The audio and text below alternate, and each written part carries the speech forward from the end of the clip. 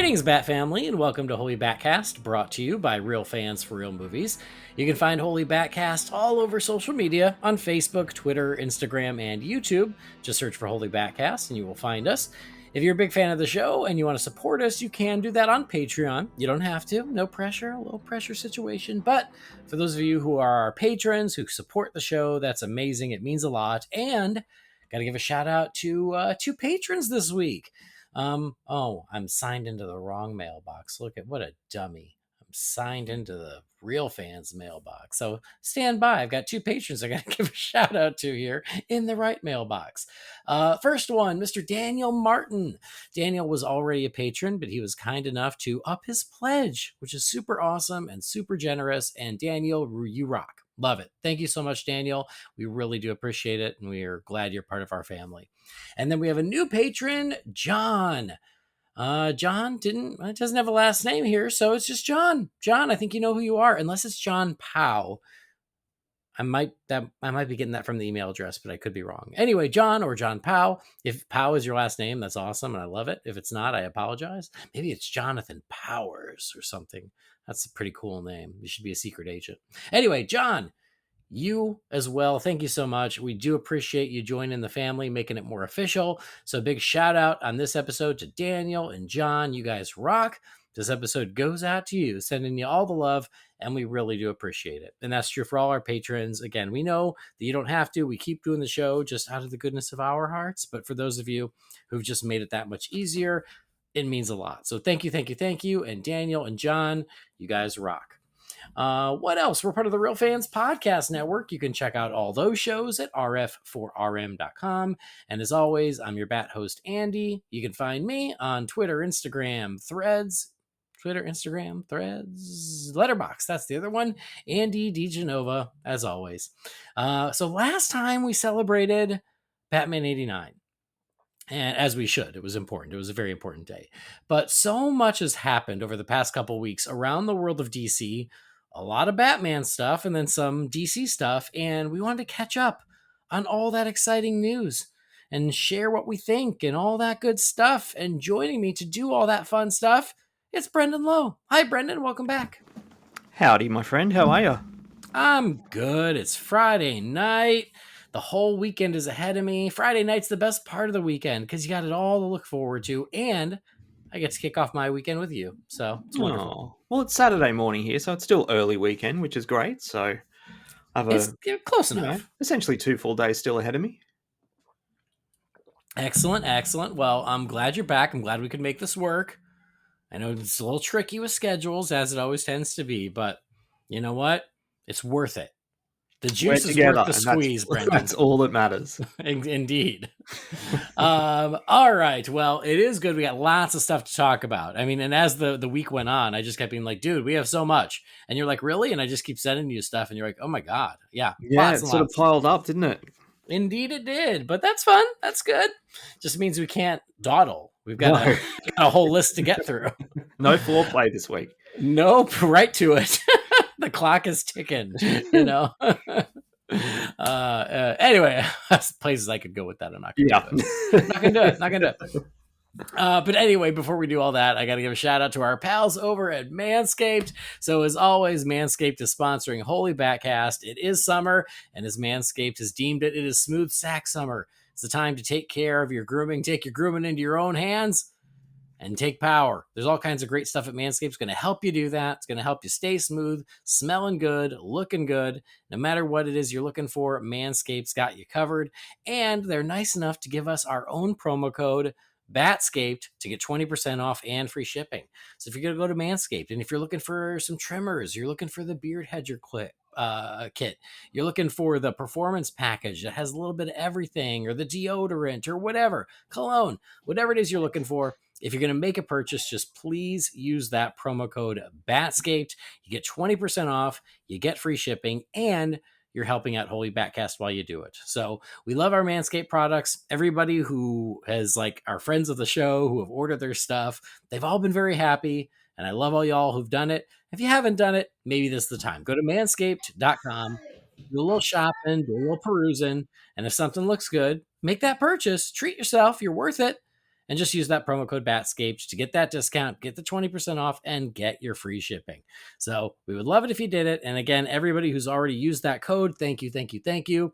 That helps us out hugely as well. So thanks to all y'all out there. I literally had a shave like 20 minutes before we started recording. Oh, good. I just reordered some new stuff too, so I'm very excited. My face is all nice and smooth. Oh, it's got Manscaped written all over it. Sure does. You shaved just for this podcast? I'm so touched. Well, yeah. I need to look my best for my boy. That's right. All right, good. Well, with all that out of the way, you're ready to talk about exciting things around the DC universe. Always. Okay, the first one. This one dropped, I think, while I was out of town. It was a little bit of a surprise. This one, I don't think anybody had called, but I love that. I love when we get news where it's like, oh, didn't know that was a thing. Blue Beetle is coming back, but in an animated series. So we found out that this animated series is in development. We don't have a timeline, but it is involving the talent from the film. So Angel Manuel Soto and Gareth Dunnett Elsacher, they were the director and screenwriter of the film, will executive produce. And then they have reached out to the cast from the movie to then voice the characters in the movie, although nobody's confirmed yet. But it seems like this is something that is moving ahead. So we knew we were going to get more Blue Beetle one way or another. But an animated series, to me, seems like a good way to keep him in the conversation. Yeah, I mean, I'd be happy to watch it. I don't know what they'll obviously do with live action. But yeah, it sounds like a lot of fun. Like, he was a fun character in the movie. He's a fun character in general. So, it'll be definitely one I'll be watching if it comes to fruition. Yeah, I mean, I love the character. I love the movie. I'm happy to see a continuation. It does say this. It says it will build on the movie, and then hopefully it'll create its own story and potentially lead to a return to the big screen. Nice. So again, like, it's another avenue to keep these characters alive and in the conversation and to tell different stories. And Blue Beetle, just by the nature of his powers and his world, I think animation is a great medium. To that, yeah. And if they can get the team from the movie to do it, I love that continuity as well. I think that's exciting. Agreed. Yeah. So, hopefully we'll hear more, but right now it's just very early. It's in development. That's okay. We'll take it. It's better than nothing. That sounded negative. It's really not negative. I think it's cool. I'm into it. But something that is coming really soon that I completely forgot about, my friend. Okay. The Kite Man animated series. Oh, wow. Yeah, I forgot about that too. I know. Like, I think it was Joe sent it to us, and I was like, oh, yeah, I completely forgot about that. Didn't even realize it. Well, and I think the reason is because when they announced it, it had a different name. It was announced as Noonan's because it's about a bar that's owned by Kite Man and Golden Glider. Yes. And so it was called Noonan's. And so, yeah, I remember when they announced it, and then I immediately forgot about it. And so then when they said, oh, the Kite Man series is coming, and I was like, wait, Kite Man series? But now it all is making sense as I did a little digging. But yeah, this is coming real quick on July 18th. Oh, wow. It did that soon. Yeah. Oh, that's news to me. I didn't realize that. What's that? 3 weeks from right now. Yeah. So yeah, mark your calendars. The Kite Man animated series, which is now called Kite Man Hell Yeah, will be coming to Max on July 18th. I'm down for that. Yeah. So they said it's Cheers for supervillains, and it's going to be heavily set in the bar, but it is a comic book show with capes, so naturally it's going to have action and going to go to some pretty far out places. Nice. Yeah. Why not? I like Harley Quinn. I think Kite Man's a hoot. Why the heck not? Again, certainly not something that I was counting down to and being like, hey, where's my Kite Man cartoon? But what the hell? I'll watch it. Again, yeah, I'm down. You know what? Easy enough. So yeah, that is Kite Man Hell Yeah, July 18th. And then just a couple short weeks after that, we're going to see some more animation, but this time we're going to see our favorite, Batman. Because guess what? Batman Caped Crusader, which was originally announced at San Diego Comic-Con 1994. You're not I just far off. gave it a second. I gave it a second. It's finally coming, and we finally have actual real information about it. And yeah, they kind of did a bit of a marketing blitz over the past week leading up to its big release. It's going to be coming to Amazon Prime on August 1st, and it seems like they're going to drop all episodes on August 1st, so you can watch them or binge them as you like. But the first thing we got was this little video with the voice cast, and it was just the names of the actors without names of the roles, but it was all narrated by the voice of our new Batman. And the Yes. voice of our new Batman is Hamish Linklater. Am I saying that right? I don't know. I think you Hopefully. are, yeah. And I gotta say, I love him. I think he is terrific. He was in Midnight Mass. I don't know if you've ever seen Midnight Mass. It was one I wanted to see, but I didn't have a chance to see it. Okay, let me just tell you, this is not about Batman, but Midnight Mass is a freaking masterpiece. And come spooky season, watch it. Yeah, it's what's the name of the guy who did it? It's Mike Flanagan. Yes, Flanagan. I've seen a couple of his. Midnight Mass was just one I haven't seen yet. Same. I kept putting it off, and then I watched it, and I think it is my favorite thing he has done. Oh wow! Okay, I need to check that out then. It's outstanding, and Hamish is amazing in it. He's the lead. He's the priest in it, and he's so good. And so anyway, he's our new Batman voice. And the little promo video was just him reading the names of different actors. Actors like Christina Ricci, who's our new Catwoman. I like that. Love that. I think that's awesome. Great casting, yeah. Yep. Jamie Chung is our new Harley Quinn. Which, all right, okay. I know that they're going with a different type of Harley Quinn. She is Asian. Apparently, she is much more serious. She's not so silly. So, all right, this works for me. Diedrich Bader, DC royalty, Batman himself. This time, he gets to be Harvey Dent, Two-Face. I'm excited about that. Yeah, too. That's cool. And then a bunch of the other names who, again, I don't necessarily know who they're all playing. McKenna Grace, who I'm a fan of. Yeah, she's great. Ghostbusters represent. All right. Minnie Driver, Reed Scott, Tom Kenny. You have to assume Tom Kenny was the Penguin.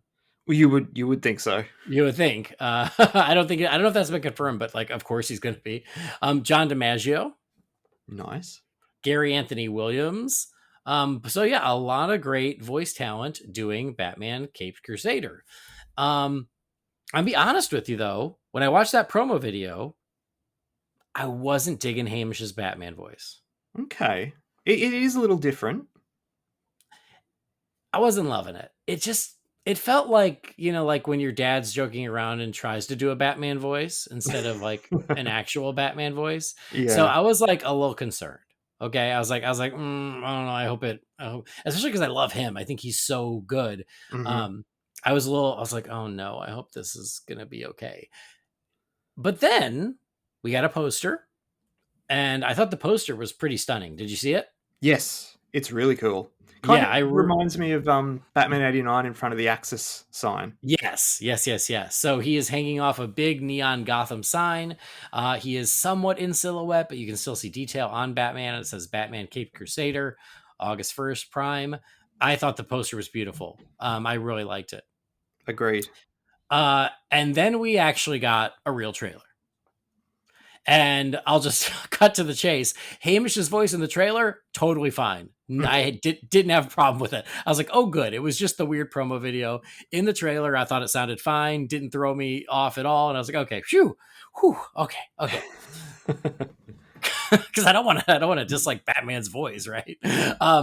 Anyway, so we saw the trailer for Batman Caped Crusader, which is coming our way very, very soon. And after all these years of anticipation to finally see it in motion, see the animation, I'm curious as to what you think, Brendan. Okay, so this is the most excited I've been for something Batman for a while.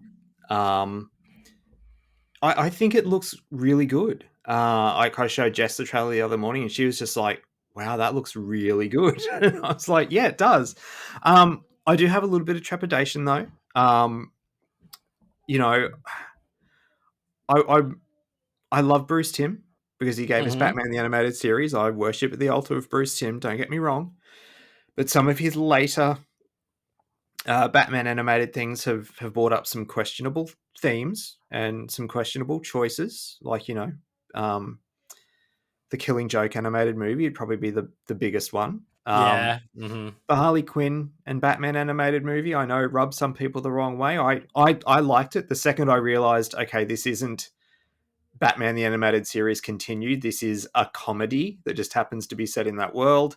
I went with it. But he hasn't delivered, what I think what fans have expected him to deliver of late. Um, so I just hope that he, you know, reins it in a little bit in terms of what he does with some characters and potential relationships. But that's really my only pause for concern. But the rest, I mean, otherwise it looks awesome. The animation looks great. I love the aesthetic. I love the time frame like the time that appears to be set in, sort of that 30s, 40s noir. Um, the voice cast is outstanding. Like there's some bloody big names in there. It looks like a great Batman cartoon, and we haven't had a great, like, in my opinion, we haven't had a great Batman cartoon for a decade. We haven't had a Batman cartoon period for what 7, 6, 7 or 8 years now since Yeah. what was Yeah. the computer animated one they did? The Beware the Batman. Yeah, which was it was okay. Um, yeah, I'm psyched for it. All right. So full disclosure, we saw images from the show over the past couple months. Um, I feel there were certainly some that were leaked, and then there were some that were, I think, officially released. And the images weren't really doing much for me. I was also trepidatious. That's a good word for it. Is I Hmm. was like, oh, like I want to be excited, but like the images aren't really doing it for me. And I just hope I like it. And I thought the trailer was very good. So again, that was another relief where I was like, okay, like seeing it in motion, seeing a little bit more of it, seeing what their vibe is, like what they're really going for. It really made me a lot more positive on it, made me look forward to it. Hmm. So I do think it looks good. I think the animation looks good. I think it's a really interesting approach to it. Um, I do feel it's a bit what's the right word? It's much more of a different take than it is a traditional Batman show. Hmm. And that's the part where I'm like, okay, like it looks cool and fun and different, and I'm down for that. But like as an ongoing series, it doesn't feel like a traditional Batman show. It feels more like an Elseworlds animated movie, I get you that. know? Yeah. It feels like it has more in common with like Gotham by Gaslight or The Doom That Came to Gotham than it does Batman the Animated Series. Yeah. And Well, and yeah. so And so I think that, yes, if this was a trailer for a new Batman animated movie, I'd be like, oh, cool. That's really weird and different and unique and cool. I'll watch that. But if it's like going to be the main Batman show, I don't know how into doing something so different I'm in. I'm going to watch it. Again, I think the vibe looks cool and the animation looks cool and I'm down. It's just a little more, I think, of a hard left turn than I would have hoped, Okay. if that makes sense. Yeah, I get what you're saying. So we shall see. But I will say, when Batman the Brave and the Bold was coming out and I saw the first images from that, I was like, oh no, this is gonna be horrible. Yeah. And Yeah, I agree. and it turned out to be like one of my favorite Batman things ever. So first impressions don't always mean much, and I can easily be wrong and fall in love with something. And again, I don't hate this. I'm down. It's just I'm just sort of like, cool. All right, we'll see how this goes. More than like, holy crap, it looks amazing. More like, okay, all right. It's very different, but you know what? That's okay, and I'm gonna roll with it. Nice. Yeah, I definitely agree with Brave and the Bold, particularly that, given the fact that I loved the Batman so much, to see them that first image, I think it was Batman, Green Arrow, and Blue Beetle, wasn't it? From memory. Probably, yeah. Yeah, that had me real nervous. Yeah, yeah. I was like, oh no, they're doing Goofy Batman, and then it turned out to be awesome. And honestly, to your point, I mean, like, it even was Goofy Batman to a degree, but it was it is awesome Goofy Batman, yeah. yeah, for sure. But honestly, to your point, I was also the same way with the Batman. Is I saw the images, and it took me years to finally give that show a chance, and then I ended up really liking it. So I'm hoping this will just be the same, where I'm like, huh, different, not what I was expecting, but you know what? There's talented people involved, and hopefully they're going to win me over, and I'll be like, you know what? It is different, but it's awesome, and that's what I'm hoping for. Yeah, agreed. So, Batman Cape Crusader finally coming our way on August 1st. And then one last little animation thing is I don't remember if we mentioned this before or not, so I put it on the list just in case. Creature Commandos is confirmed for December. I don't know if we've talked about it, but I did hear this, yes. Yeah. I don't remember if we mentioned it on a previous episode. If we did, I apologize. But I thought it was at least worth mentioning in case we hadn't. You know, we're in this whole big animation block. We got a Blue Beetle series in development. We got a Kite Man show coming. We got a Batman show coming. And then we have Creature Commandos to close out the year in December. So for DC animation, we got a lot over the next few months. And then Blue Beetle. But yeah. So that's exciting too. Sure is. So that's coming to Max, but something else that's coming to Max is the Penguin. And that is coming our way in September. Okay, so think about this. July, we have Kite Man. Yeah, whatever. But we've got Kite Man. But we also have, we also have Twisters, and we also have Deadpool and Wolverine. Really look at Twisters is like, since Ghostbusters has been and gone, Twisters is my most anticipated for the rest of the year. I'm really looking forward to that movie. Good, me too. Anyway, point is, we still get new DC with Kite Man in July. In August, we get Batman Cape Crusaders. In September, we get the Penguin. In October, we get Joker Folie à Deux. Please tell Jess I said duh. November, I guess we chill. Well, no, November's big because I have a new baby. Yes. That's November. That's going to be big. We get a new Batboy. A Thanksgiving gift. In November. So that's DC content. A new DC fan is born. Kind of is, yeah.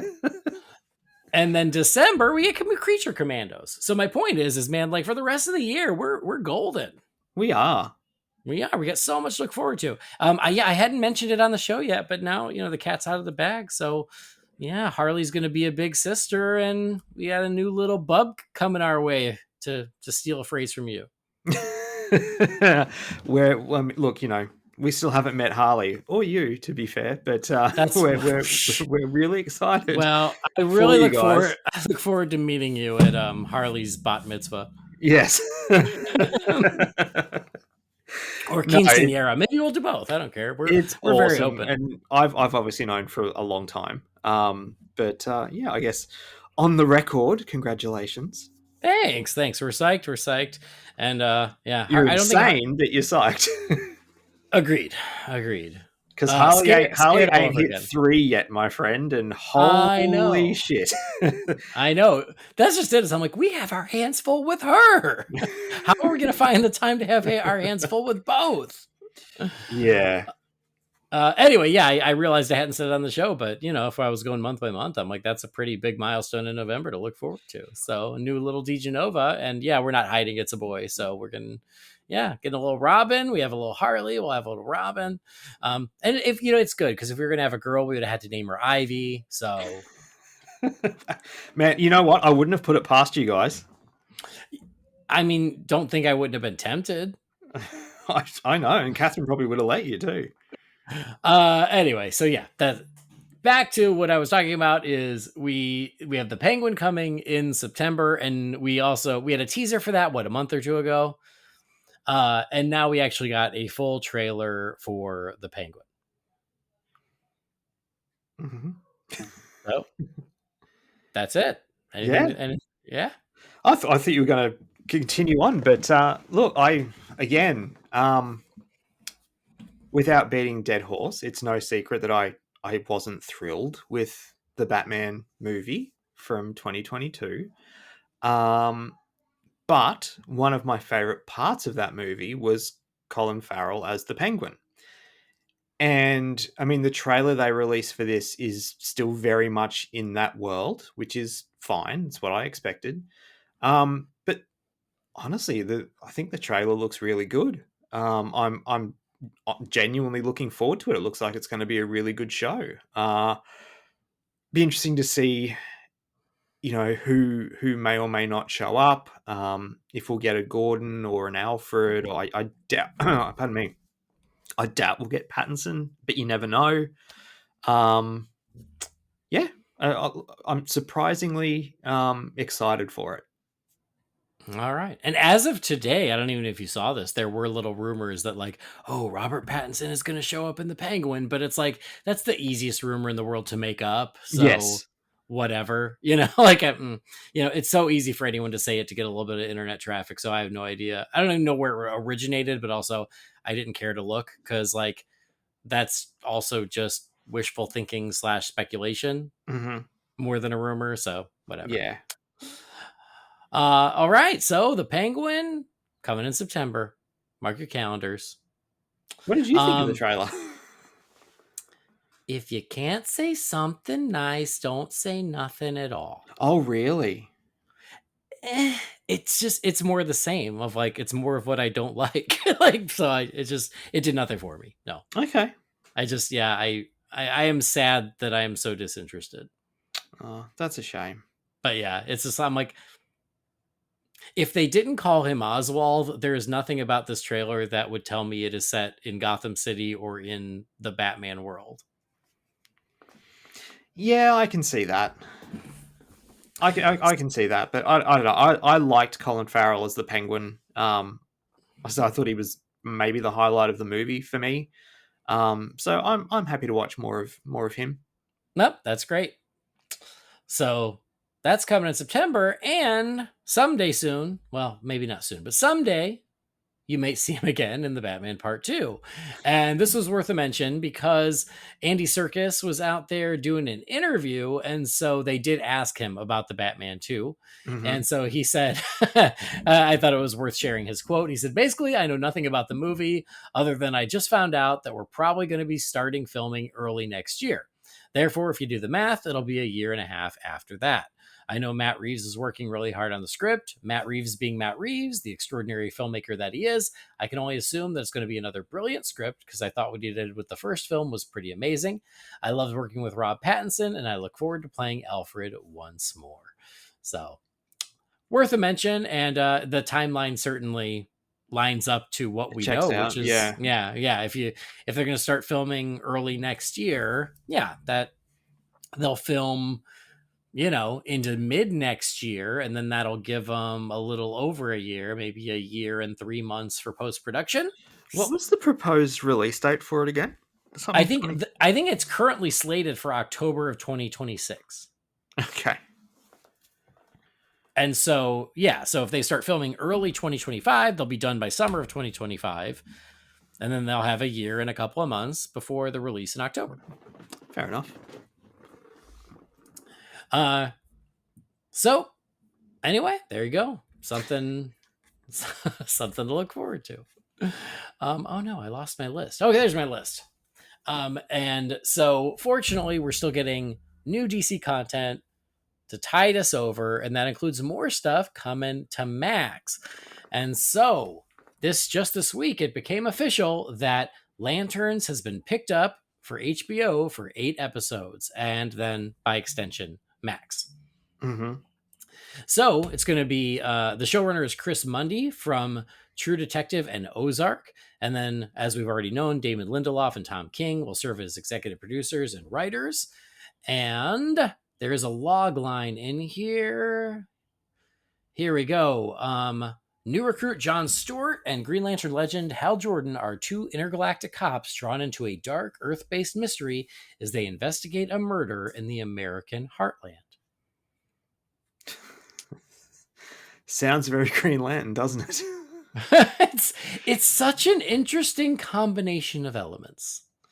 Look, I'm really glad they're doing John and Hal, that they're teaming those 2 up together. I think that's a great choice.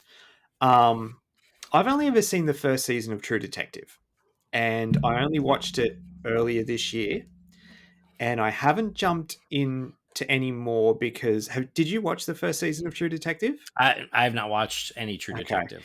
It's No. a hard watch. Like it's a good show, but it's not one that I felt that I could sit down and watch 3 or 4 episodes back to back. You kind of needed a bit of breathing space. You needed to, I don't know, get outside and just smile. It was a very dour show. Okay. Um, and the description of the thing you just read out doesn't sound that far from True Detective. It's just that the characters' names are Hal Jordan and John Stewart. So that, yeah, I don't know. And they even said, it's very much inspired by True Detective. The showrunner came from True Detective. So yeah, it's like it's really it's an interesting combination of stuff, Mm. you know? Like, It- if they'd said this, just pulling a name out of my ass, like if they said this was a question series, and Vic Sage was going to the Midwest to investigate a murder, and it's brought to you by the makers of True Detective, I'd be like, shit, yeah, like that sounds awesome. Even though, like I said, True Detective was a bit of a hard watch. Like it sounds like something that character would do. Doesn't sound like two intergalactic space cops would need to do that. Like, I mean, yeah, it's very bizarre. hmm. All right. So I think um like I'm just excited to get Green Lanterns in live action again. Well, yeah, there is that.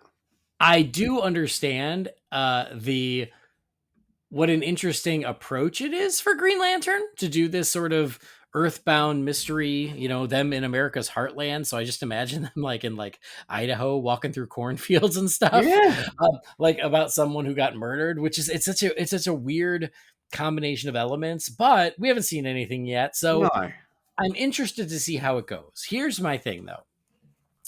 I just hope they don't hide from the superhero-ness of them. yes, And exactly. if they don't, then that's fine. I'm all good with that. Like they can be wherever they want investigating a mystery as long as they use their rings and wear their suits and actually are Green Lanterns. If it is two characters named John Stewart and Hal Jordan in trench coats and they use their rings as flashlights and they never fly and they never create anything, then what's the point?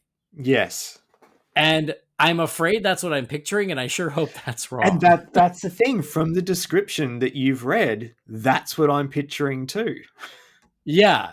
So again, as long as they're still Green Lanterns, then cool, I'm down. Like I don't feel nearly as strongly about no, they got to go to outer space, and I know some fans do, and that's cool. I don't feel as strongly about that, but I also don't want to downplay the fact that they're freaking Green Lanterns. Mm-hmm. It's been a So long time since that 2011 movie. I don't think they need to worry about the hangover from that movie anymore. right, And yeah, they can just make a good Green Lantern show, and as you said, make them be Green Lanterns. Don't try and cover up the superhero side of it. sure, exactly. So, um, we shall see. It'll be interesting. I'm still looking forward to it. I'm still optimistic about it. Unless we get our first photos and and they're just wearing Trench coats.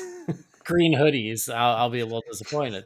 But for now, I'm willing to give them the benefit of the doubt, and I'm just excited it's moving forward. I'm excited that this is another one of those projects on the DC slate that, you know what, it's got the traction, and away we go, and it's something to look forward to. So I'm really excited about the show, and like you, I am very curious as to how they're going to blend Green Lanterns with True Detective.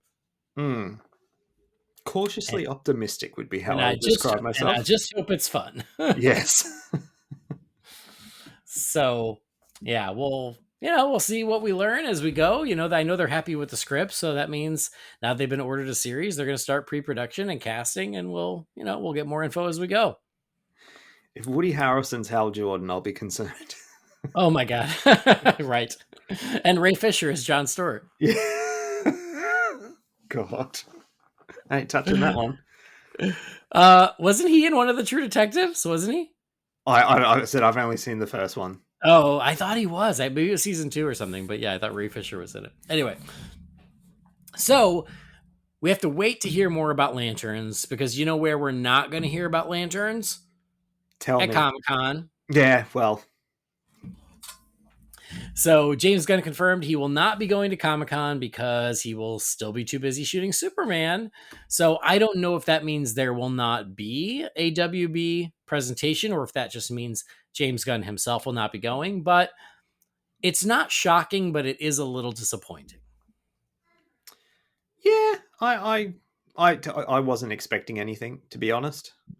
It is crazy how Comic-Con has stopped being a priority for marketing, but strangely enough, a few days later, Marvel Studios confirmed they will be at Comic-Con. So good for them. I'm glad they're going and bringing a reason for Which is people to funny show because up. even when Comic Con was the thing to do, Marvel weren't. Was it the last couple of years? Marvel didn't really do anything because they had D23. I know exactly. Like DC did DC Fandom, and then Marvel really made their way to D23, and so Comic Con was left with nothing. So for whatever Yeah, reason, COVID. Marvel's coming back. COVID changed things. I mean, obviously there was no Comic Con, and that's when DC did fandom and things like that. Um, I don't know. Maybe studios are realizing that they don't need it. If it didn't, if there's, I don't know. It's difficult to say, but I kind of hope that it gets back to that because I said to you guys in our group chat the other day, I haven't had to wake up at 3 o'clock on a cold winter's morning on a Sunday for many years now. I don't think maybe the last time I did was 20. Were they there for 2019? What have they been plugging in 2019? The Flash, I think, because it was meant to come out in 20. No, they didn't. No, that was Fandom. Oh, anyway, it's been years, is my point, that I've had, and look, I'll appreciate the fact that I don't have to wake up on a cold morning at 3 o'clock on a Sunday. But at the same time, it was always really exciting. Like, I'd get up and it wouldn't be a case of, it'd be, oh, shit, got to get out to the living room, get under a blanket, get the tablet Mhm. and the laptop on, get them both going, and had the phone there because that's obviously I was still doing the nightlight then. So I'd be like looking for stuff to post as it happened live, and it was really really exciting. And I want that again. Yeah, yeah. Well, I don't know. I'm actually fine with it kind of not becoming the priority because I'm not going anymore. So I don't have the It's true, FOMO I you're used not to. there, but Like, so I'm fine with that. Also, I do feel like it reached sort of a critical mass when I was still going. Like the last year I went, I think was 2018. No, yeah, no, I think it yeah, sounds because they right. were promoting Aquaman. Yeah, because they were promoting Aquaman, and like it just got so out of hand that I don't want to say it wasn't fun anymore because it was still fun, but it was just like A lot of I work. yeah, and you gave up 2 days to see a 90-minute presentation, and it was just a lot. And then I stopped going, and like fandom was nice, and then getting the Marvel stuff at another time and place was nice where they could be spread out. And so if I was still going to Comic Con, you know what? I don't think I'd even be that heartbroken if I was still going because then I'd have a whole extra day to do other stuff where I was waiting in line last time. So Mm.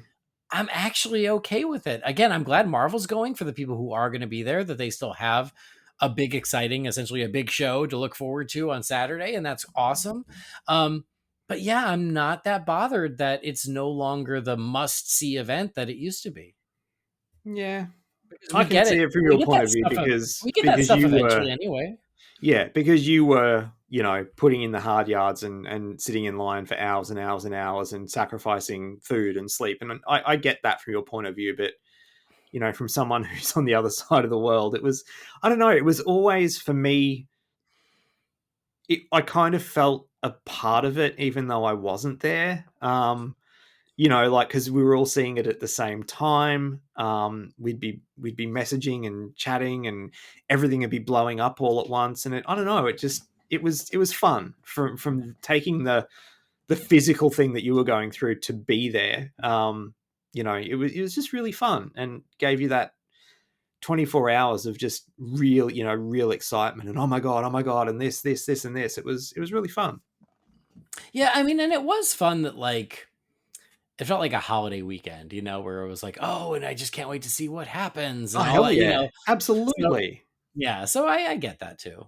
Because on the Friday here, like we do, they say con exclusive, but they're available everywhere. Like we'd get the release of the Funko Pops and those kinds of things. Like so, I'd be at the store on Friday getting stuff, and then the news sort of slowly trickling in about usually the Saturday for me. It'd be like about the animated movies that are coming out, and a few TV things here and there about the new season of Arrow and the Flash and that kind of stuff. And then like I said, Saturday night I'd go to bed early, and I'd be really excited. The alarm would go off super early, and I'd jump out of bed and get set up because I was just pumped.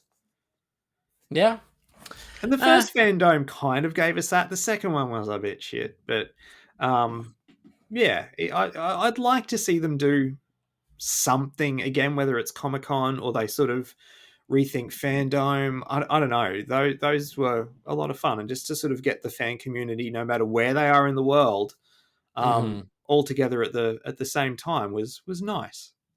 Well, all right. Again, I'm fine with it. I really am. We get the stuff eventually anyway, so it's okay. It's funny because I loved when I went, but I don't miss it that much, if that makes sense. Yeah. Well, your life's changed too. You couldn't do it anymore anyway. Not in the same way, for sure. No, God no. Although knowing Catherine, she'd probably sit in line with you and have Harley and the boy, and camp out. And well, anyway, but yeah, James Gunn isn't going because he is too busy shooting Superman, and that leads us to what I think was the biggest news of the week: is they finally started shooting Superman outside. And with that comes many, many photos, spy pics, set photos, call them what you want. But we got a lot of new looks and a lot of characters from these set photos. I did not share any of them on the Holy BatCast social media. That Lord knows y'all saw them anyway. And I made a deal with myself many years ago that I would not be sharing spy pics, so I didn't share them. But I know y'all saw them. And so when we discuss them, I don't want to discuss anything that might have been spoilery from the photos. I just want to discuss the characters we saw and how they looked. Because most importantly, we got a lot more looks of David Corenswet in the Superman suit. So we had that official reveal, which I still thought was pretty good. I was okay with it. But now there's nothing obscured. We got the whole suit in all its glory and all its colors and all that stuff. So I guess we'll start there, Brendan. What'd you think of that? I like the suit. I think I have sort of the same, I concern, finger quotes, as other people. Is to me, when I saw them, the first thing I thought of, and I said it in the group chat, is to me it looked a bit theme parky. Like it looks like, minus the trunks, it looks like the Superman suit that I see at Movie World. Now, when I say that, because I think Joe was like, "Oh, so you mean a Superman suit?" It's like, yeah, the colors and stuff, that's fine. Like, yeah, it does look like that, but the texture, and that sort of fabric look, that was what my mind went to straight away when I saw it. I was like, "Geez, that looks like the Movie World costume," and probably not in a good way. I don't know what they can do with that in post. I don't know if that's the look they're deliberately going for, if they're sort of going more for that, like, hey, his mum made it, like real traditional Superman way of doing things. I don't know, but I do really like the colors. I really like the look. I like that it's got the yellow S on the back of the cape again. That's pretty cool. I know it's only something, it's something little, but I like it. I always have. It looks, and look, I love Man of Steel. It's my favorite Superman movie. I love Henry Cavill as Superman, and I do think that he saved a lot of people in those movies.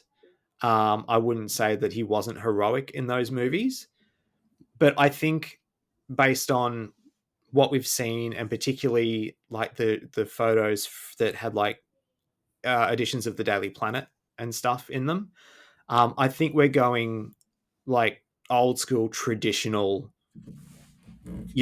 Boy Scout saving the day Superman, Yeah. which I'm fine with. Like, I have no problem with that. We haven't had that on the big screen really since Christopher Reeve, Yeah. because he wasn't that in Superman Returns. He definitely wasn't that in the Snyder films. And like I said, that's not a slight against those films. Henry Cavill's my favorite Superman, but we know Zack was doing a deconstruction of Superman. So yeah, bring it on. I think it looks really good. All right. I mean, I really like the suit. I really like the colors. I have no issue with the collar or the logo, some of the things that Oh, people have those taken things don't issue bother with. me at all. Yeah, yeah, no issue with any of that stuff. So I do really like the suit. My concern is, and not even, it's not even quite in line with your concern. My concern is just in some of the shots, and these are and they're set photos, and he's crouching and he's moving and he's not, it's between shots, but when he does that, the suit can bunch up in certain places. Yes. Yeah.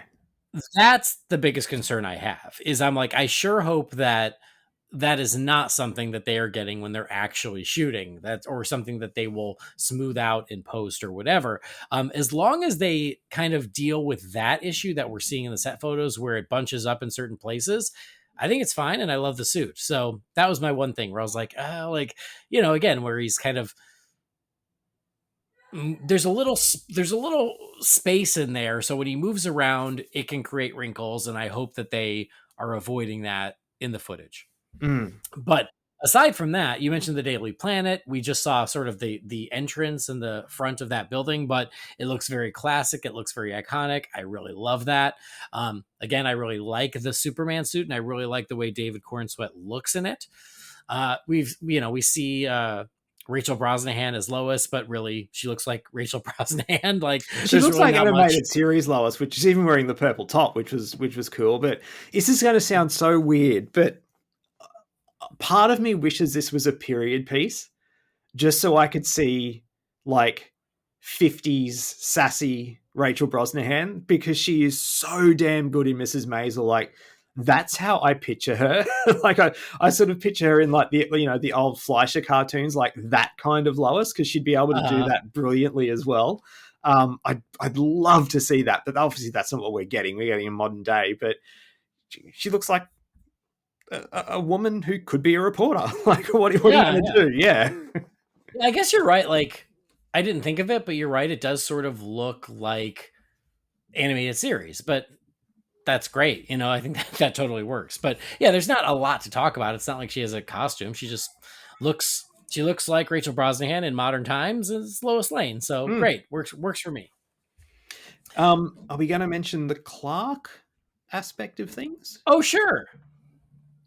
Because we saw the one photo of him as Clark, and for the first time in a long time, it looks like we're really getting there's going to be two different characters there. There's going to be Clark and there's going to be Superman, because Chris Reeve obviously mastered that. Brendan Routh sort of tried to do it, but I don't think he succeeded as well as Reeve did. Dean Cain didn't do it. Henry Cavill didn't do it.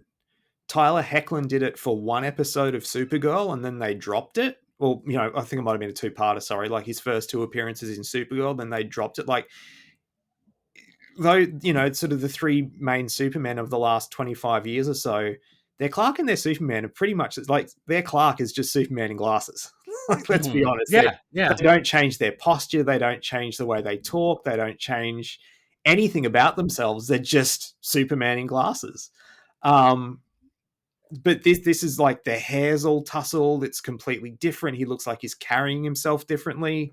That excites me, because I really like when there's a difference between, even in the animated series, really, he's still this hulking big dude that's just got glasses on.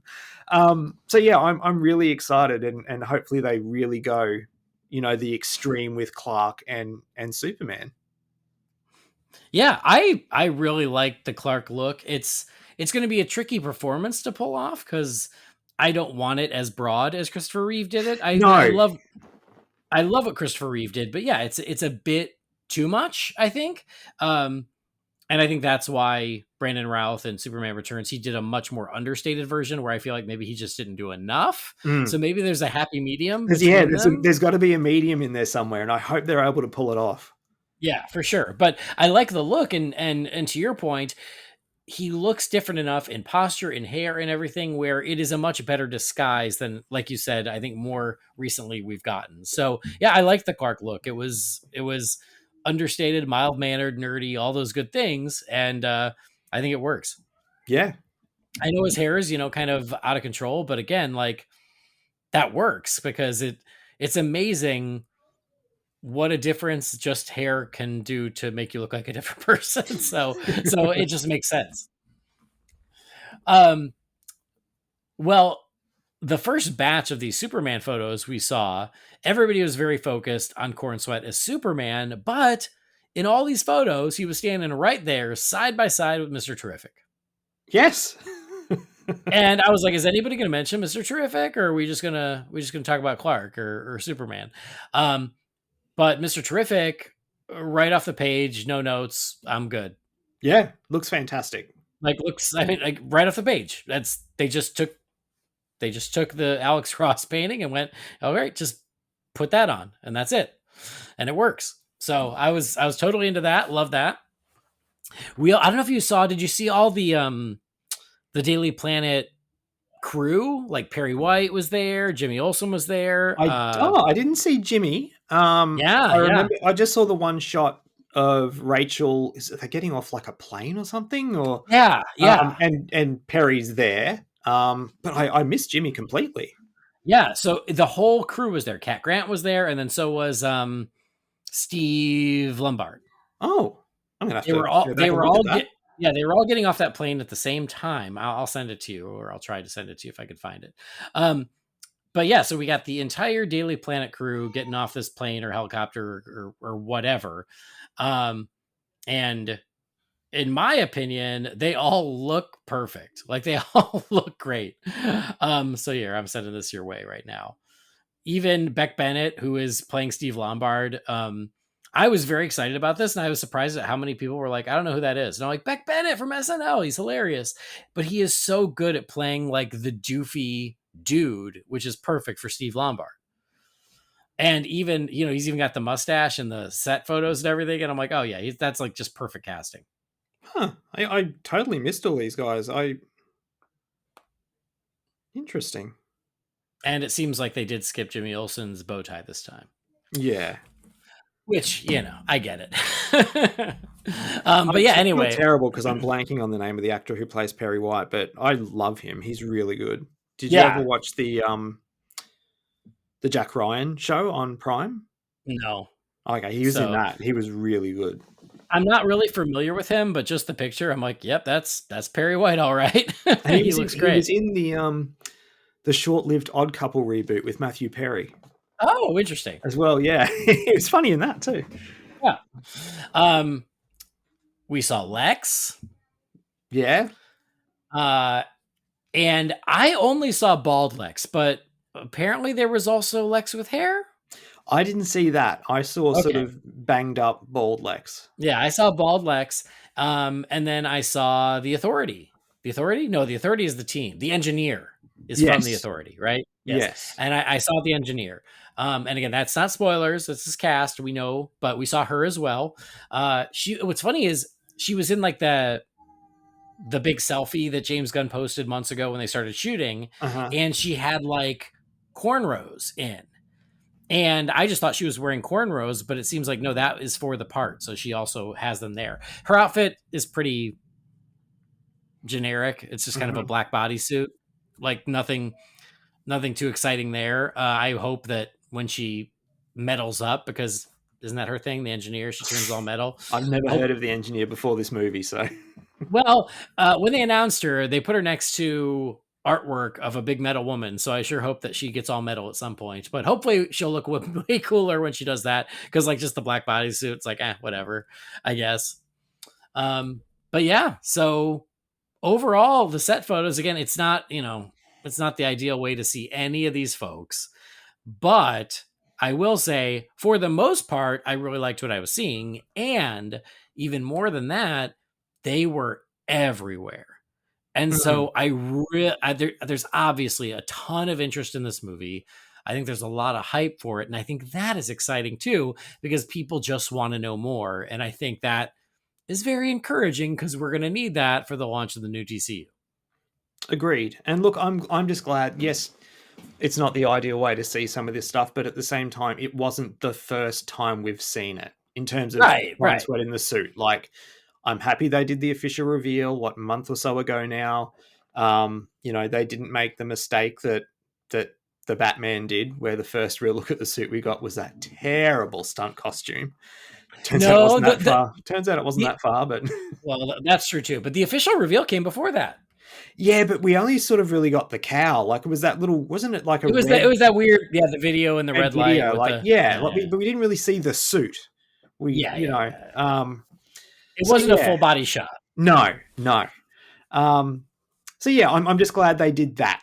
And then all For the sure. fun memes that that came from it with what was in the background. But yeah, look, it's inevitable these days. Like, they're going to shoot outside. People are going to film and take videos of stuff. But like I said, they had the presence of mind to give us a good official look beforehand, which is all I ask for. Yeah. And the good thing is, like, they're just set photos, they're just behind the scenes photos, they're done from people's phones, standing, hundreds of yards away or whatever. And fortunately, everybody is very reasonable and they realize the context of these photos and they wouldn't make any snap judgments and they would just see it and go, okay, like that's cool. But obviously I have to see the movie before I make any big judgments, before I decide the movie's going to suck, because who would do that? Nobody. So Not in that's the DC nice, fandom. no, that's the nice Never. thing about comic book fans, is they're like super Rational. on the level, reasonable, and they know that they're set photos and they know not to jump to judgment. Yeah. So perfect. Works out. Well, look, at least all my friends have that attitude. That's all I can say. Well, Well, actually, well, what I said to you guys is, and I feel like everybody has conveniently forgotten this. The first reveal of Henry Cavill in the Man of Steel suit, people shit on that suit. And I was out there defending that suit when they did it. And here I am. How many years later is it now? 12 years later, defending this suit. So I'm fine to do that. I don't remember that, but I could imagine that the first reveal of the Cavill suit would have been, because it was very different to what we'd had previously. Yeah, it was the one in front of the bank vault. Yeah. But oh yeah, there was lots of people hating on that suit, and I was like, "What? It looks like Superman. Looks good." And I'm just gonna do that again. So you know what? That's fine with me. So anyway, Superman is well into production, and I can't wait to hear more. And apparently, I'm not going to hear more at Comic-Con. That's fine. So when it's That's out, all right. it's out next June, isn't it? We are almost a year away. No, next So July July. 11th. Yeah. Okay. So you would think we'd have a teaser before the end of the year. Oh, wouldn't that be nice? I'm just going by, like, Yeah. Nolan time frame still, really. Sure. We'd always get that teaser before, like, around Christmas, and then you get your first big trailer. Because Sort didn't of we get the Man January, of Steel February. teaser a year out? I feel like it was the summer of. It came out the same time. It came out with The Dark Knight Rises, that first teaser. Was that which it? was a year before, yeah. Yeah. So, yeah, no, that's a good point. It would be nice to get that. That's something to look forward to. I would hope so. Just putting it out there. Yeah, no, it's a good call. But exciting times. I can't wait. Yeah. Here's the thing. It's coming out July 11th next year. So again, we're getting so close to that year mark. Just bump it up a week and do it 4th of July weekend. Makes sense, I guess, over there. I said this on, like, the summer movie preview. I'm like, what happened to the 4th of July weekend, like, being this huge launching point for a huge summer movie? Like, it hasn't happened in years. I mean, this year's Despicable Me 18, but like I miss like when Men in Black came out on 4th of July and Independence Day came out on 4th of July, and like there was always like a big something on 4th of Just so July. funny because both those movies were like September releases over here. But yeah, I'm like, and Superman, you're 1 week away. Make it 4th. Superman is perfect for the 4th of July. Mm. Truth, justice, and the American way. 4th of July. Not that this is Batman related, but I know it has over here. Have they bumped Twisters forward for you guys? I don't think so. I already have tickets, so I don't think so. Okay. I think they bumped it forward to Wednesday instead of Friday. Maybe like 2 days. I think it's getting bumped forward here by like more because Aaron, who's been on the show and good friend of mine, he manages a cinema. It's moved forward by more than a week over here to get it away from Deadpool and Wolverine. Well, and we said that on the summer movie preview too. Is like the worst thing going for Twisters is that it only has a week between that and Deadpool, and we're like, bump it up another week. Yeah, but I I'm think sure here, it's like 2 weeks before Deadpool and Wolverine over here now. and here I think they bumped it up to Wednesday instead of Friday, so only 2 days. Okay, interesting. But I got my tickets for both. I got my tickets for Twisters and for Deadpool. All right. Well, there you go. That is all the news that's fit to print at the Daily Planet. Daily Planet, yeah. All right. Whew, we caught up. Good job. High fives all around. Sweet. But now we also have a ton of emails, Brendan. We're gonna see how many we can get through before we got to go. All good. But we'll at least get through some, so it's time to check in with you, fine feathered finks, and to crack open the Wayne Manor Mailbox. It's time again for the Wayne Manor Mailbox. You've got mail. Derek. What is a letter for me? Maybe temporary. She wrote a letter. You're one hell of a messenger. This is all, Master Wayne. Okay. Some of these have been sitting here for a minute, so apologies to all those out there who are like, hey, I wrote an email a long time ago. I apologize. Blame Jamie we couldn't do it last week. Yes, it's definitely. That was old man Drewley's fault. Totally. Ooh, I'm tired. Unless you want me snoring. All right. We love him, but he is in such dad mode because he gets up at 4 a.m. and he goes to bed at 8. I'm not that bad yet. Not yet. Yeah. But Catherine and I always laugh about the dad flex of like, well, I've been up since 4. Well, that sounds horrible. Why would you do that? Anyway, okay, this email here is from Adam Basciano, who is an old friend of the show, and he was on the show many, many years ago. So, Adam, hi. He says, hey, guys, happy belated 10-year anniversary. I'm a longtime listener. I even guessed it. I believe we talked about the rebirth era of Batman comics, and it was the first issue of Tom King's Batman run and the new Detective Comics creative team. It was very memorable because the episode that I was on, you paid tribute to your Grandma Ruth, and it was so heartwarming to be a part of that. Anyways, on to the question. Batman's casting has always typically been a known actor to some degree, like Keaton, Kilmer, Clooney, Bale, Affleck, and Pattinson. Do you think that Andy Muschietti and James Gunn continue that trend, or do they go with a more obscure actor? I think it would be a name actor to some degree, but also James Gunn has brought back the Superman trunks, so here's hoping there's a nod to Batman Returns and Brave and the Bold, and he brings back the Bat Hangers just for Jamie. Take care. Keep up the great show. Regards, Adam Basciano. Adam, good to hear from you. Hope you're doing well. And you know, it's funny. I always remember you being on because I do remember that was the episode we talked about Grandma Ruth. I didn't remember the actual topic of that episode, which I guess was comic books, but I definitely remember talking to you, and I was like, oh, poor Adam. I don't even know him. He's going to have to hear me cry about my grandma. But you were very nice, so thank you, Adam. So, question here. Brendan, do you think that we're going to get a name actor for the Brave and the Bold Batman, or do you think we'll go with someone more unknown? I've done this before on this show. That sometimes make the parallel to Bond, which is something that groundbreaking. Yeah, I know. It's something they try and do. Is go for someone sort of on the cusp, you know. Yeah. like Brosnan wasn't a huge movie star before he was Bond, but he was well known enough. Craig was really unknown to some people, but he was on the cusp of being that, and Bond is what made him a big star. I mean, Cavill's a perfect example. Like, he wasn't a big movie star before Superman. Like, some people knew the couple of movies he'd been in. So if they can get someone like that, I'd have no problem with it at all. If they want to go someone who's a little bit more of a household name to, make you go, oh shit, like they're the new Batman. Awesome.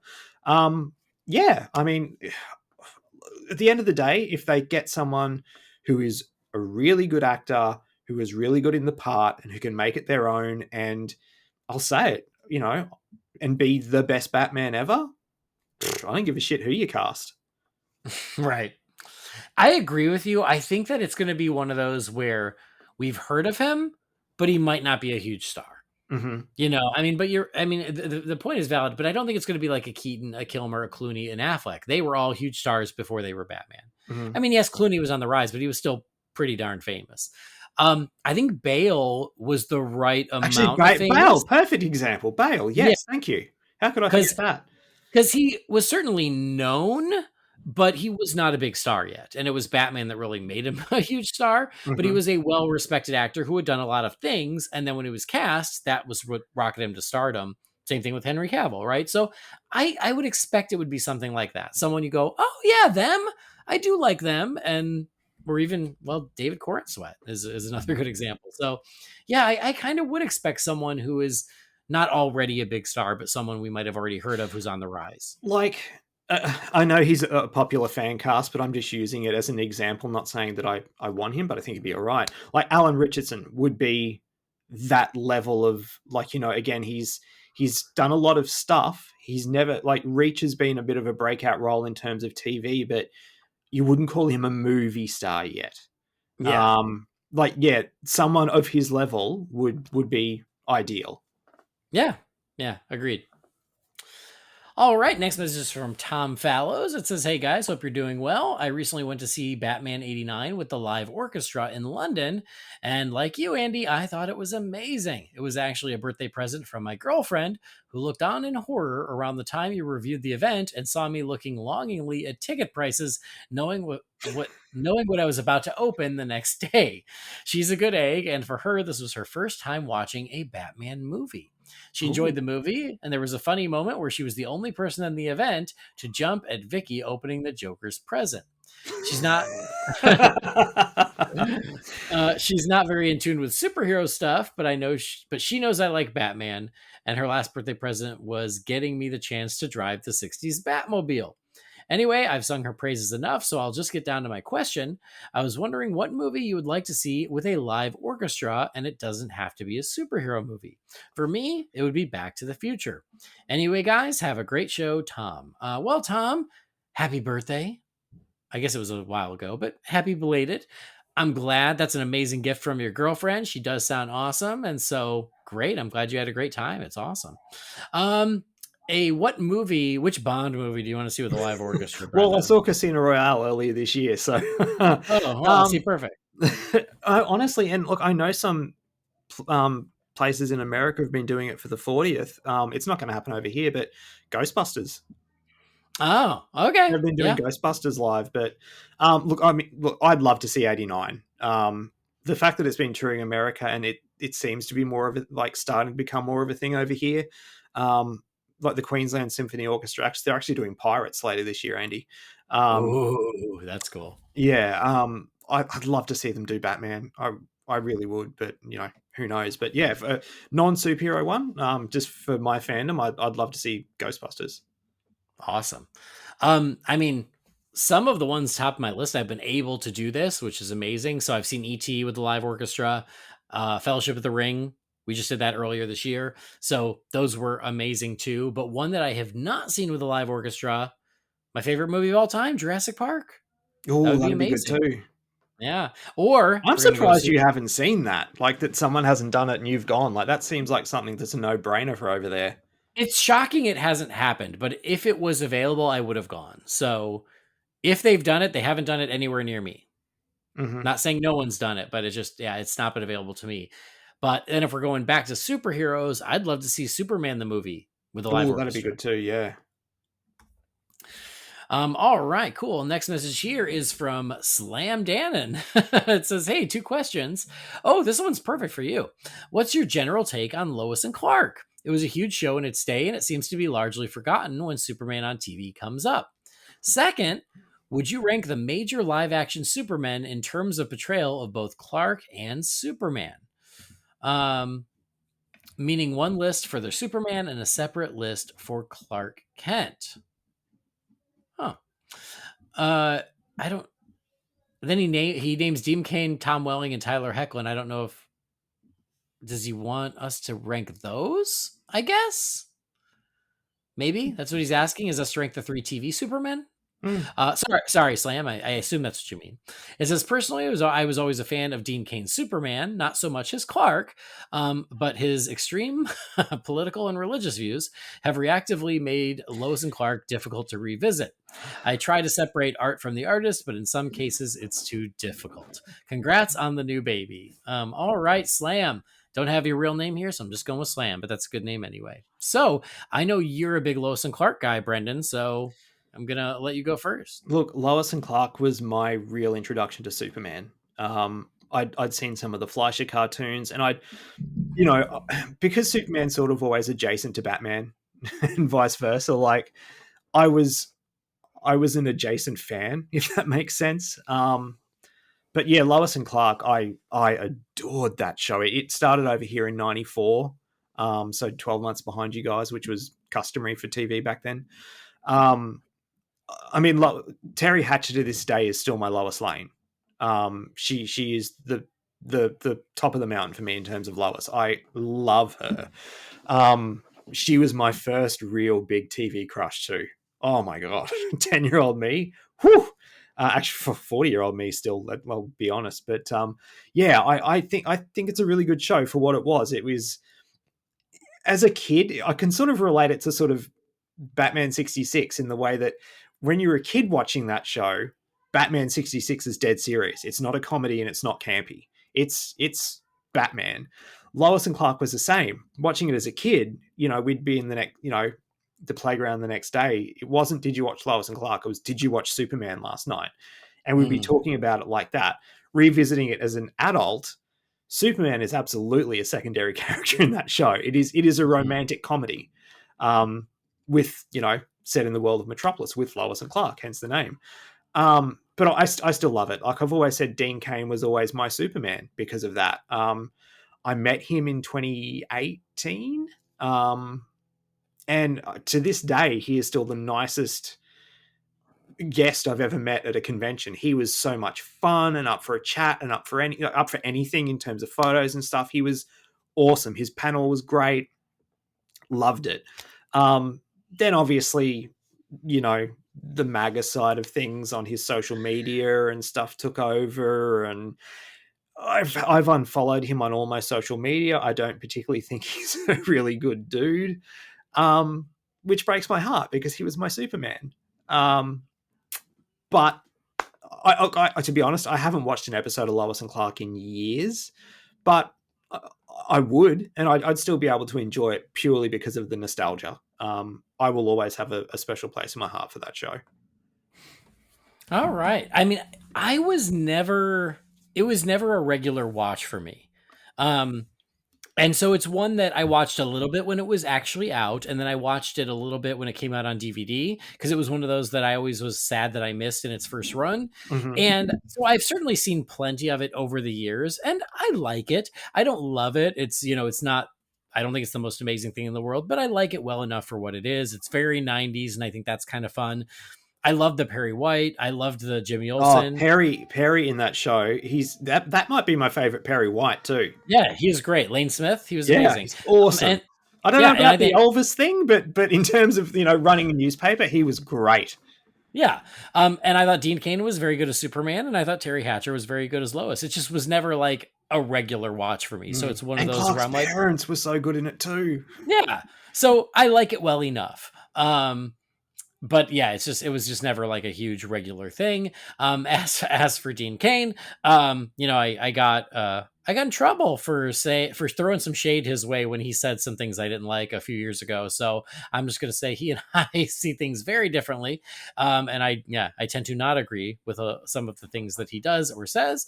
But I will say this, and I think I told you this, is, by all accounts, he's very nice to his fans at conventions, and that's great. But I remember when Lois and Clark was still on the air, I read an interview that he did for Entertainment Weekly. And he came off as so arrogant in that interview. I never was a huge fan of his and that was when the show was on the air. I read it and I was like, oh my God, does he know that they're writing down what he is saying? Because he was just really, really egotistical. And I got a bad vibe from him way back then. I guess at the time, I mean, like, they were the hottest thing on television, and he'd come from nowhere, really. Yeah.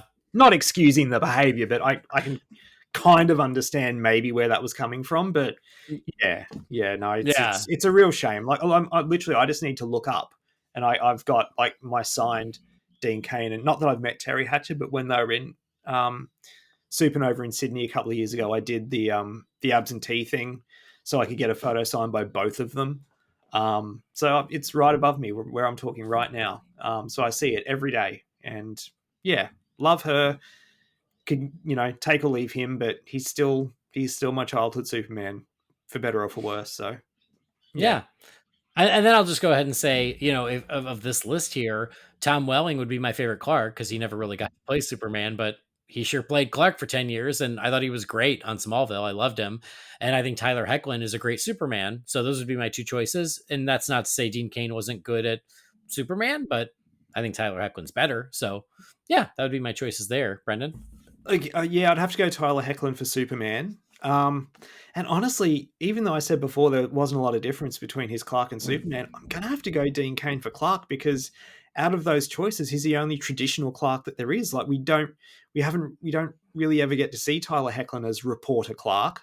Right. Yeah. We kind of did in Smallville in like the later season, but Dean Cain's the only one out of those names that really traditionally played both. So he was the traditional Clark, which I like. So I've got to give it to him for that. All right. Great. Moving on. Next message here is from Mark Jurasevic. It says, "Hi, Batcasters. I hope all is well. I was wondering, what would you consider some missed opportunities in DC cinematic history? Here are some that come to mind. The planned sequel to Superman Returns, which was described as Star Trek Wrath of Khan, with Brainiac as the villain. I think Brandon Routh was excellent, deserved another go at the role in an action-packed sequel. The planned darker Joel Schumacher Batman movie. Schumacher was an excellent director with a resume of movies like A Time to Kill, Lost Boys, and Flatliners. He could have made an excellent thriller-based Batman movie. Justice League Mortal, a George Miller movie with DC's major heroes, would have been a blast, and a sequel to John Carter. I know it's not a DC character, but the movie is so good, it deserved a sequel. Take care, everyone. Mark." Thanks, Mark. I can't disagree with any of your choices as missed opportunities. I think all of those are great calls, because that's the thing is, like, even though Superman Returns, like, it's okay. Like, that's kind of where I am. It's okay. I still would have been all in on a sequel, because I feel like the sequel with Brainiac could have been much more of what I would have wanted from the first. So I was down with that. I've been saying it for years. I think Superman Returns is a massive missed opportunity, because all the ingredients were there. It was spent too much time trying to honor the past. It didn't really move things forward. It was just a rehash, and the story wasn't that good. The cast were great. I mean, obviously, some of the cast and the director now have big question marks over their head, but for the time, it was a really decent cast. I mean, Kate Bosworth, I know she cops a lot of shit. Like, I never had that big a problem with her. To me, she's kind of like Katie Holmes in Batman Returns, in Batman Begins. Like, she cops a lot of shit, but when I watch that movie, I don't look at her and go, "Oh, well, she's terrible." She was fine. That movie could have been so good if they'd just done a different story. I agree with that. A Green Lantern maybe as well. That's a good call. Again, could have been that great. That one still hurts, honestly. Even after all these years, it still stings. Yeah, like all Because the I still, ingredients were there. yeah, all the ingredients were there. You're right. Everything, the director, the writer, the cast, like, ugh, so mad. Yeah. I still don't hate it, but yeah, that's a bummer. And honestly, and I don't wanting to cause any, controversy, whatever, but if they just left Batman v Superman alone, and kind of, I'm sort of on the fence with that one. A part of me wishes they'd left it alone, and we got the Ultimate Edition as a theatrical version because it's a more complete movie and it's a better movie. Mm-hmm. But also, similar to Superman Returns, all the ingredients were there. And again, I like Batman versus Superman quite a lot. Going that dark and that violent and that adult and the deconstruction and everything for Batman and Superman's first outing on the big screen probably wasn't the best idea. In hindsight, and look, I to this day, I think my favorite my favorite trilogy I think ever is Man of Steel, Batman versus Superman, and Zack Snyder's Justice League. I love those films, but yeah, I think Zack should have pulled it back a little bit and not delved into things as deeply as he did for their first outing on the big screen. It should have been more, I don't want to say family friendly, but do you know what I mean? Like, it should have been more I know what you accessible mean. should have been more accessible for everyone. Yeah. And the movie Yeah. wasn't that. Yeah, I agree. And along those same lines, I think another big missed opportunity is Suicide Squad. Mm-hmm. I still think the theatrical version ain't that bad, but hey, F me. But the original plan where it was about the Suicide Squad being recruited to fight parademons because of the invasion from Apocalypse, and so it would immediately tie into both BVS and Justice League. That sounded awesome. Why would they change that? That sounds so cool. I mean, and you still start the movie with the death of Superman, so like it's connected. But yeah, like if they had really tied it in, and instead of those weird putty monsters, they were parademons, how freaking awesome would that have been? And so I don't know why they caught cold feet on that. And then, of course, the whole re-editing of the movie, that's its own thing. But I'm just saying, like, if we're talking about a missed opportunity, it seemed like they had a great approach for Suicide Squad, and whatever reason they got cold feet. They decided it shouldn't be as connected, and then we got something that was just a little more generic, and like, that's a bummer because it could have been really awesome. Yeah. Look, I still have fun with it. I like the characters in those movies, and I like going on an adventure with them. Could the adventure have been better? Absolutely. But I still have fun with that movie. Always have. Yeah. I haven't watched it for a few years, but Same. Yeah, same.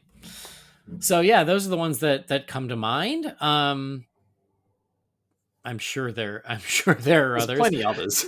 Obviously, Tim Burton's Batman 3, I would freaking love to see. Yeah. If they would have let him make it, that one will always be a what if, but oh well. All right, next message is from Charles Messing, and it says, "Hey all, for me, summertime always means baseball and comic books. Batman 89 had a lot to do with that. The last dozen years or so, I was reading current comics, or I'd go to the comic book store and buy stacks of story arcs and read them during the summer. I've got the DC app and decided this year to start reading Batman and Detective Comics starting after Jason Todd's death. Some of this has been rereading, while others are first time reading, and I'm having a blast. This is some really great time period for Batman everything, and it's easy to digest, and I love the art. Year 3, which contains the first Batman comic I ever owned, maybe that's why I love the story arc so much, but honestly, is it not underrated? Anyway, I thought I'd share my summertime plans. If this keeps up, I might just be reading The Nightfall by July. Batman and baseball in summer. Does it get any better? Wait, I'm a Mets fan, so yeah, it actually could be better. Thanks, Charles. I assume that means the Mets aren't very good. I wouldn't know, but I assume that means that. How fun though! I love that. I love that plan. I think that's so fun. And I am with you. I have a great time whenever I go back to a certain era of comics, because just like watching old TV or old movies or whatever, like, or playing an old video game, there's a time machine aspect to it. And it is fun to revisit some of your favorite eras, and glad you're doing it. It sounds like a lot of fun. Yeah. I got nothing to add. All right, terrific.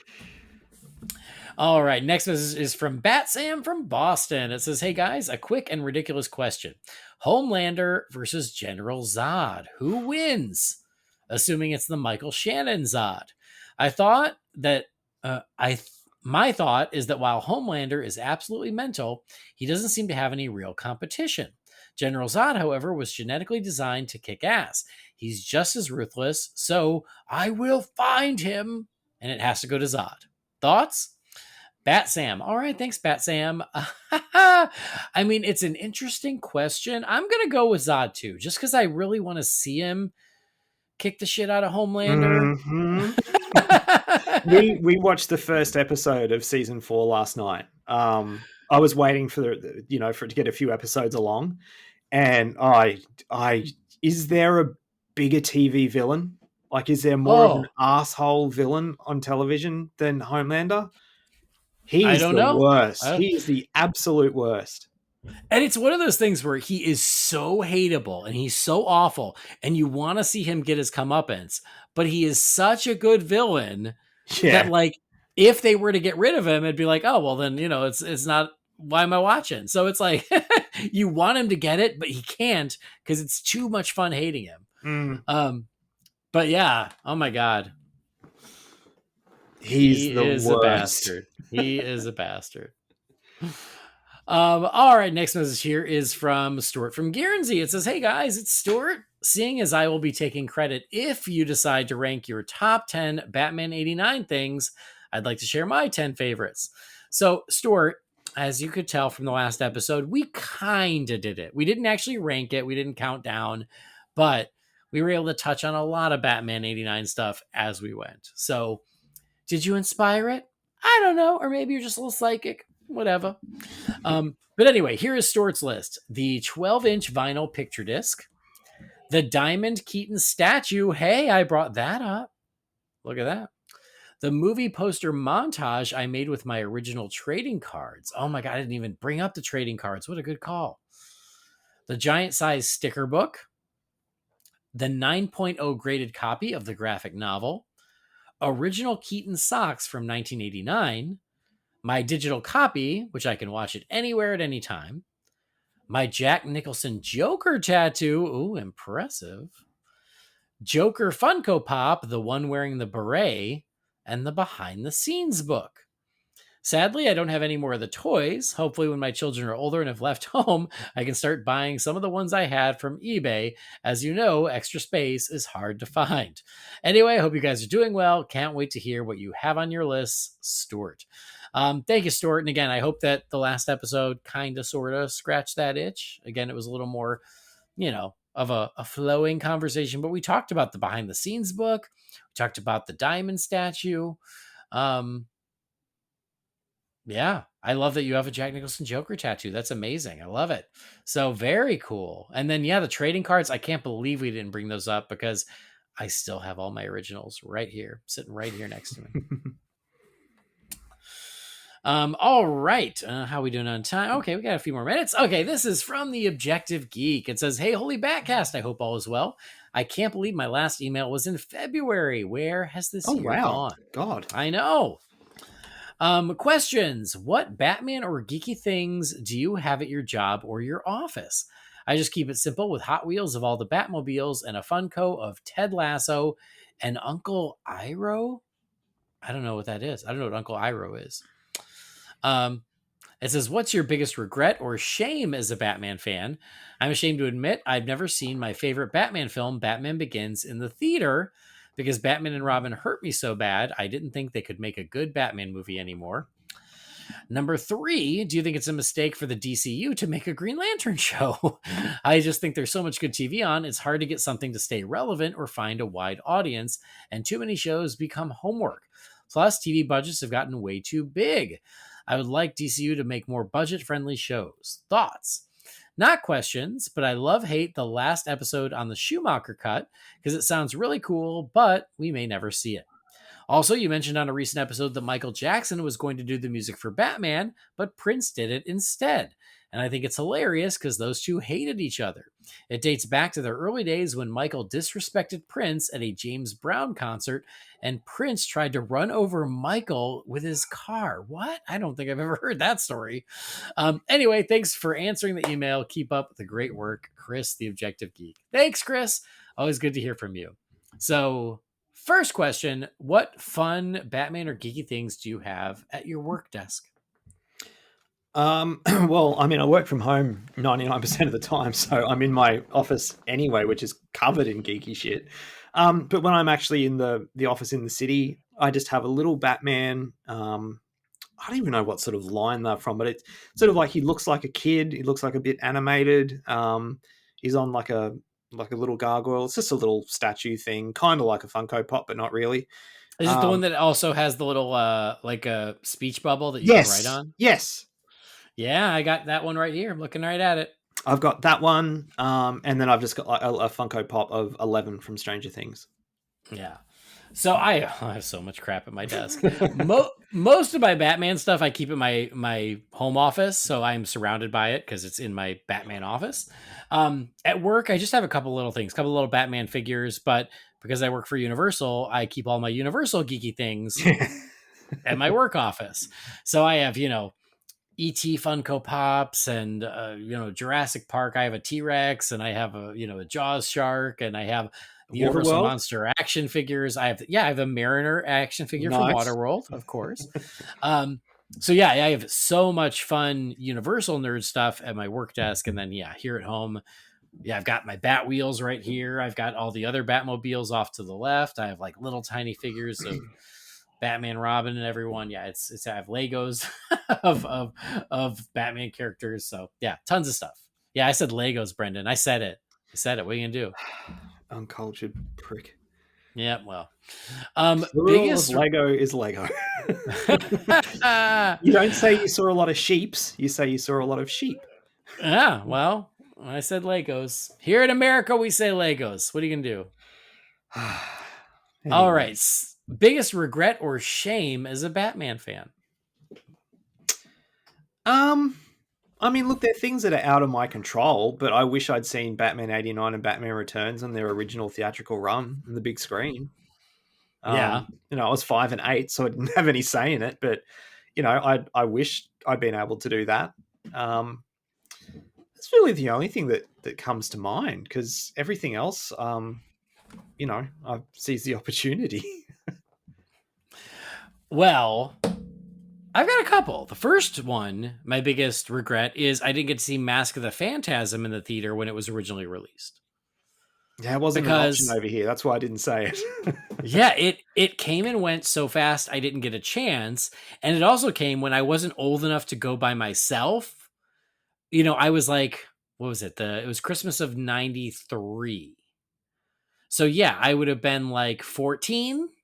So like old enough to want to go, but I couldn't drive yet. And, and my grandma wasn't taking me to movies at that point when I was 14. So yeah, like I wasn't able to do it. And then it was out of theaters in a week. So that always bummed me out. I never got to do that. And then my other shame, and I think I've even said this in the past, is when Batman Begins was coming out, I certainly was there opening night, but I wasn't hyped. Really? And it wasn't because like I was bitter about Batman and Robin, like I had let that go. It just, I just wasn't. I was like, of course I was going to go, and I had tickets for opening night and everything, but it was one of those where I followed it with interest, but I wasn't like, it wasn't the level of hype that I've had for so many other movies. I was so hyped for that movie. And then it ended up, being one of my favorites, so it was all good. But yeah, like it was just one of those where, like The Dark Knight, when I was counting down every day, or Batman v Superman, or things like that, where Batman Begins, I was like, oh yeah, we'll go see that. It was a much more casual thing, which is crazy. Oh man, I was all in. I was counting down the days for Batman Begins. And then finally, is it a mistake for the Lanterns show? I mean, we already kind of talked about it. I would say no. I understand your concern, but I feel like a Lanterns show is a much more measured strategy to reintroduce Green Lanterns than to just do a movie. I think it's a way to do it, and kind of hedge your bets a bit. And with HBO, you already get a certain amount of like pedigree and respect for quality just making Yeah, making it an HBO show. So, no, I get why they're doing it, and I'm all for it. And we've certainly seen that HBO shows can have a ton of hype and a ton of following and everything. And Can be hopefully, Lanterns can become bigger that. than some movies. Yeah.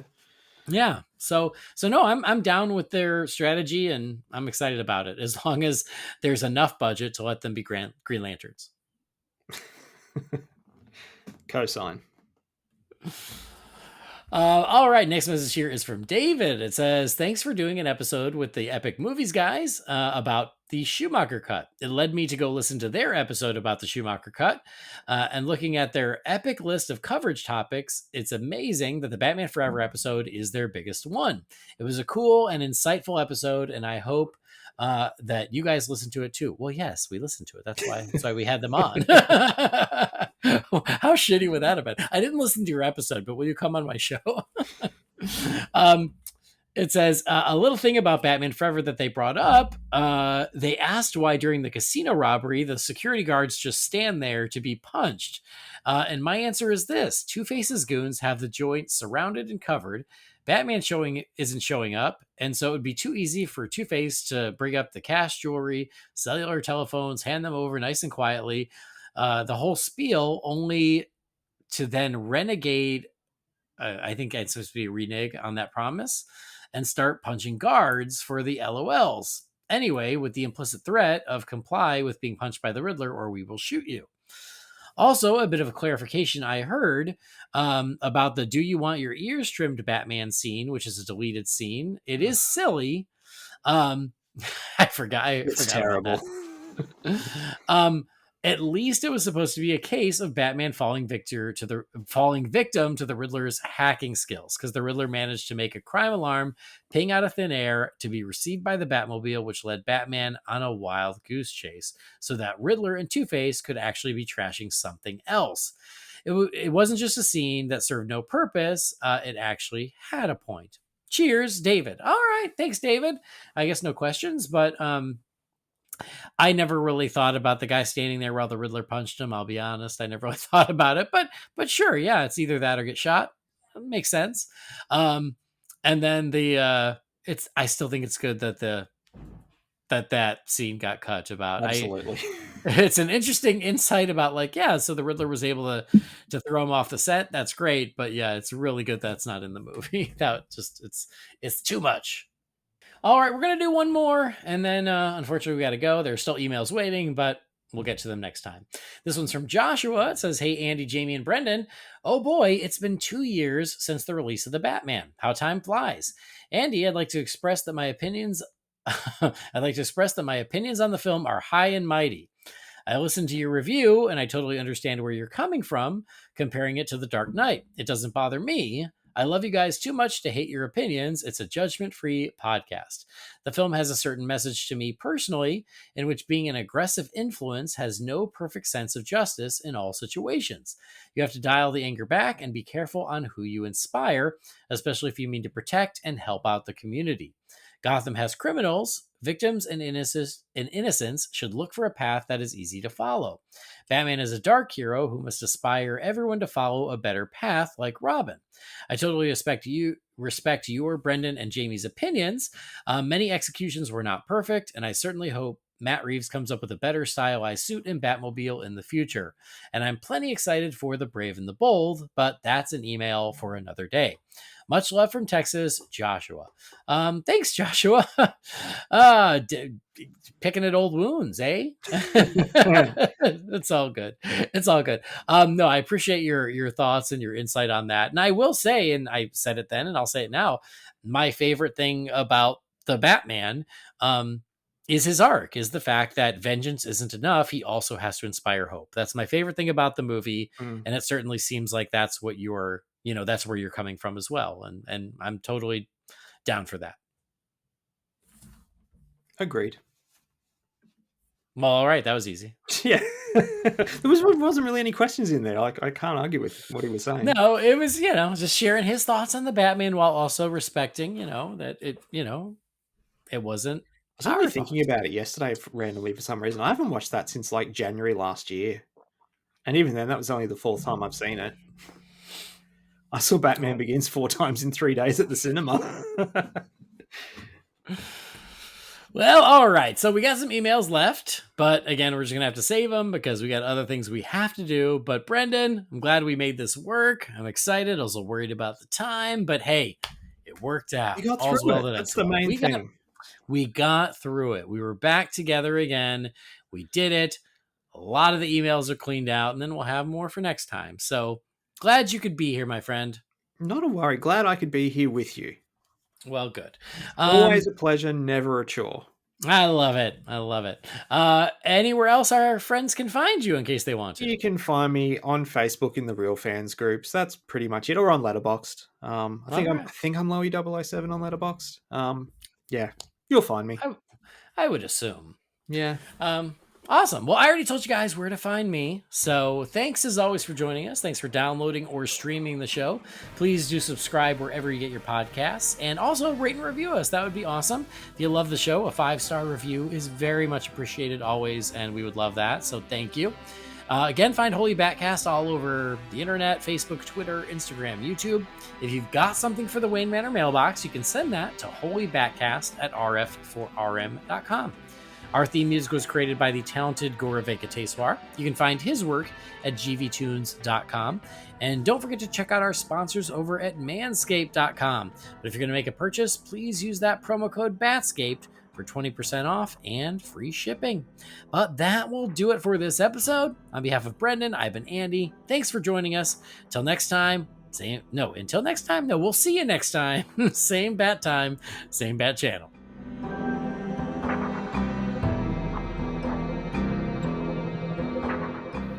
Holy BatCast is not affiliated with Warner Brothers or DC Entertainment. The views and opinions shared by the participants are theirs and theirs alone and do not represent the companies or organizations they happen to work for.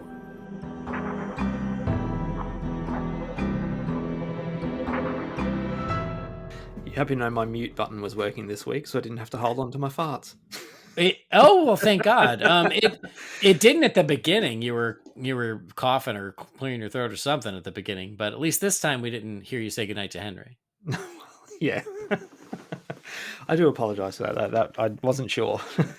It's fine. It was cute. It was great because, Harley couldn't be on, so Henry's always welcome. We need to have one cute toddler come in and talk their cute toddler talk for people to, to be happy and like us.